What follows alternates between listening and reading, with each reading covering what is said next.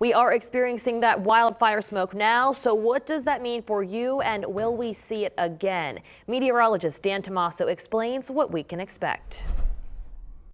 Over the past few years, wildfire smoke has become more and more of a commonplace in our summertime forecasts. And you may say, why has that been? Well, we're going to start out with a map of wildfire smoke that it's active. And it's coming from these active fires over parts of Ontario in this case. And there is a lot of acres of land dealing with fire activity. And unfortunately, we are right in the downsloping path of this air reaching us thanks to the jet stream. And we can see that jet stream pattern as we look ahead into Friday and Saturday. So unfortunately, this northwest flow continues, but so too do the fires, and the way they're handled in Canada is slightly different than the way we handle wildfires here in central Pennsylvania in the United States.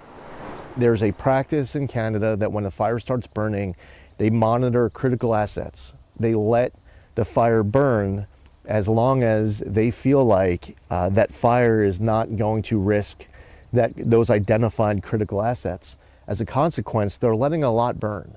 And the amount of air emissions that cause negative impacts to human health and the environment is something that we here in our country are greatly concerned about. The most unfortunate part about the wildfire smoke is obviously the health impact. Sure, it dims the sunlight, but we are now in territory where it is unhealthy for most people to deal with this smoke. And the worst of the conditions will be here through Saturday until we get some rain. Now, what does this mean? Just limiting any time outdoors, no matter how healthy of a person you are. And again, limiting that time, even if you're having to work outside, taking breaks, trying to get in some fresh air, some air conditioning, that all helps. But we do have a code red alert for air quality thanks to the smoke. So overall, what does this mean, and can we see it again here this summer?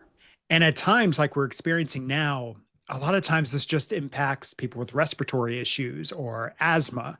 But what we're finding now is that even the healthiest of us are really impacted by this air quality. We're likely going to see more of these hot, dry, and at times windy conditions. So this may not be the last round of wildfire smoke that we experience this year.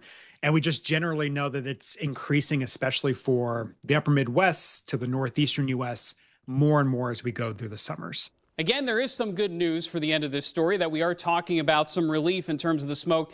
We'll see it move in and out as we head into Friday and Saturday's forecast. The good news for Saturday is we do have some rain and a front moving through, so the change in air mass will help the situation. However, this, as we've been talking about, may not be the last time we deal with the wildfire smoke, but at least now we know how to act and how to deal with it as it comes.